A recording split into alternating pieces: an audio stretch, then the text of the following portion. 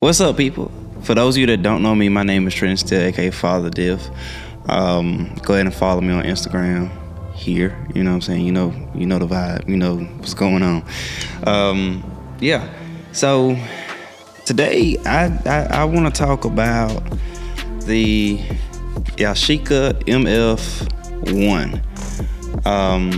It's a reusable camera, basically. It's a 35 millimeter. The lens focal length is 31 millimeters. Has a flash on it. Comes with a battery. Comes with a film in it. And the f-stop is f11. But I'm gonna be honest.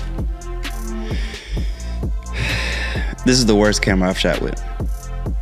Okay, maybe not the worst. I don't want to be too harsh, but definitely not my favorite point and shoot camera. Even though it was only $60, I mean, it's kind of like, what do you expect for $60?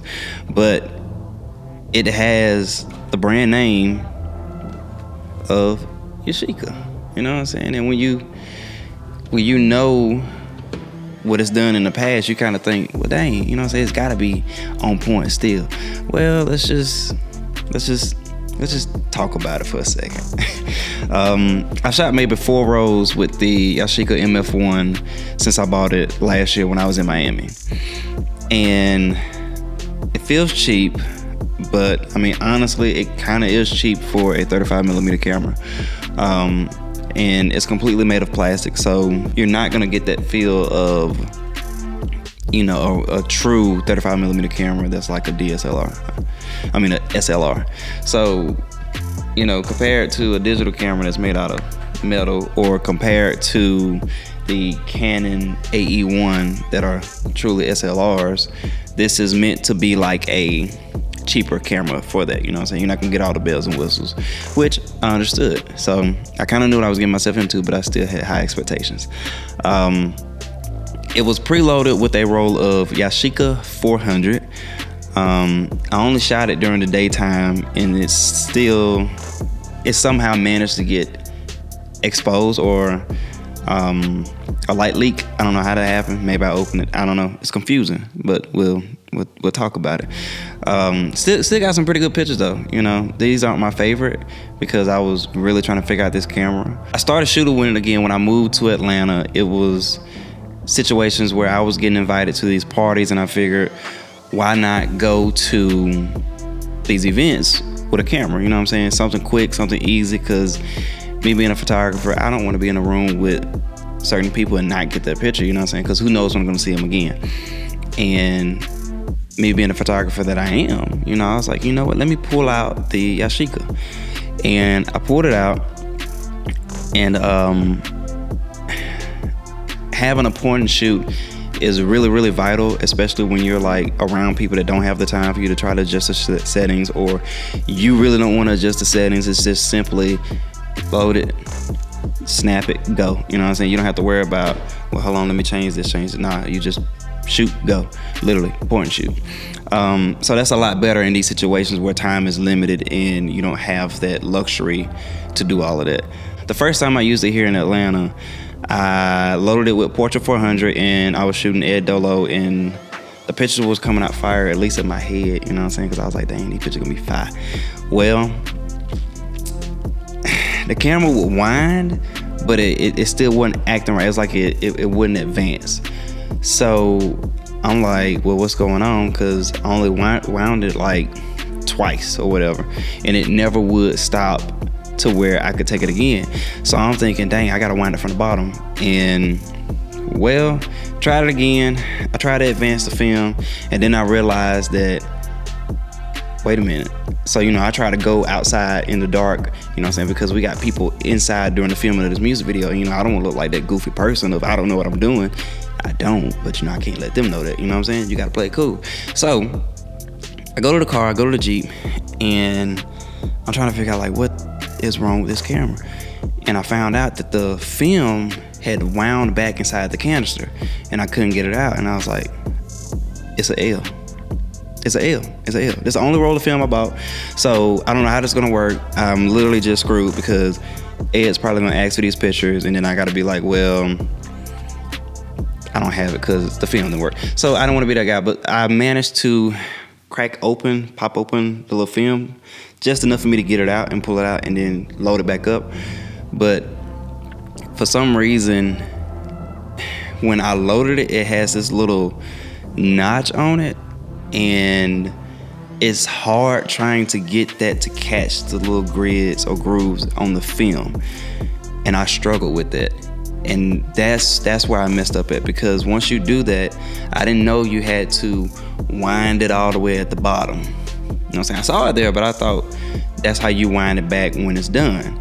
No, you wind it all the way off of the roll, off of the canister, and then it slowly winds back into the roll. So that's how that worked. I'm used to it being the opposite way. And for some reason, after that, the door wouldn't close. The back door just wouldn't close on it.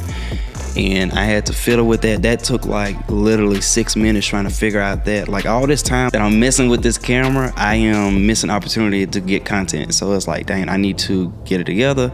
And it was just a frustrating process. But the pictures came out pretty good, I'd say. You know what I'm saying? I'm still learning, or at that time, I was still learning how to really use that camera.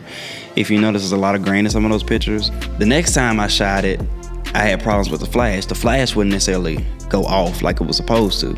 The battery wasn't dead or anything, it wasn't dying, it was good, but it still kept missing that flash. Also, you can't get too close to a subject. So like, it's got a meter distance. I don't know what distance of a meter, but I know I can't be from, I don't know, maybe that far, you know what I'm saying? We'll say about, what, meter, 3 feet? I don't know. Anyway, all I know is the way I wanted it to shoot, as far as getting close to people, I couldn't get that because it'll be blurry, or it'll come out blurry. When it works, it works. When the flash goes off the way it's supposed to, the pictures come out really, really good. So I was happy with that. I was straight with it. You know, I still got some good content. I was straight. Shooting with the camera the last time was a little bit different. When you're inside, you kind of got a little bit of light in there.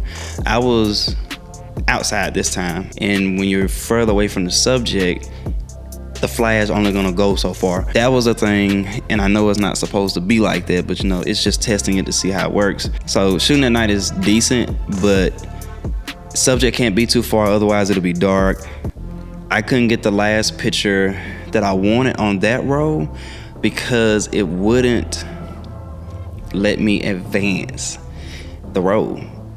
And I'd already shot, you know, whatever, 36 exposures or whatever, but it wouldn't let me roll to get that last picture, and I was pissed about that because that picture would have been a very, very good picture, but I couldn't get it because it wouldn't roll.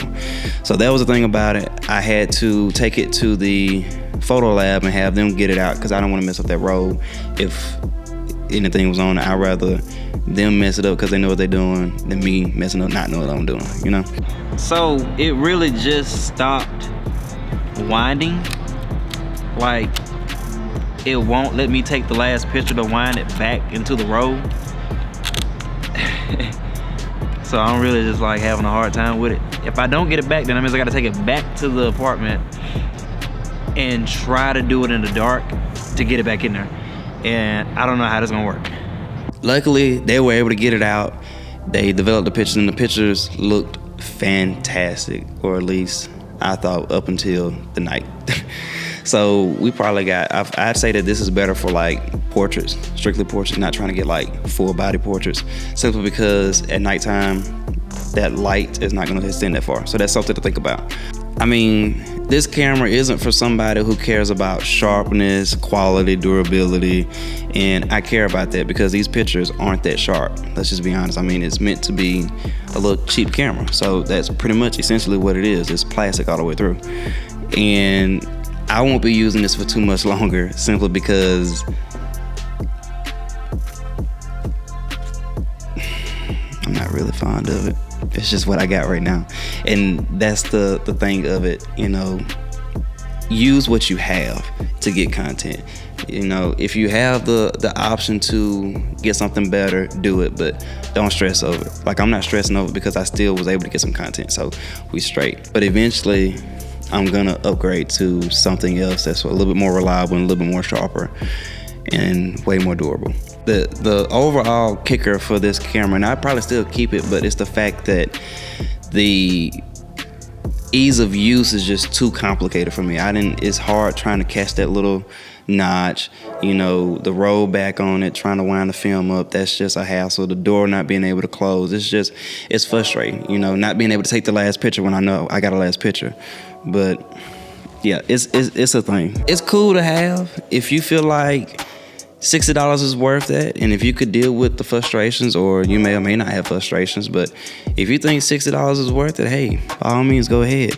If you're thinking of purchasing one, let me know. If you already have one and you got headaches with it, let's talk about it. I really want to talk about that. But I mean, like, what would you guys recommend for a point and shoot camera? You know, because there's people on this channel that want to get into it. I want to get into it some more. So let's talk about some point and shoot cameras. Let's see what you got. And you know, let's go get out, explore, and shoot. So until next time, I'm out. Man, y'all niggas already know who the fuck it is. Has Julio, tough Julio, down Julio, goddamn. My nigga Trent behind the camera. You see how we living. You see how we running it up. Check in, TUL shit to the death shit. You already know how I'm coming.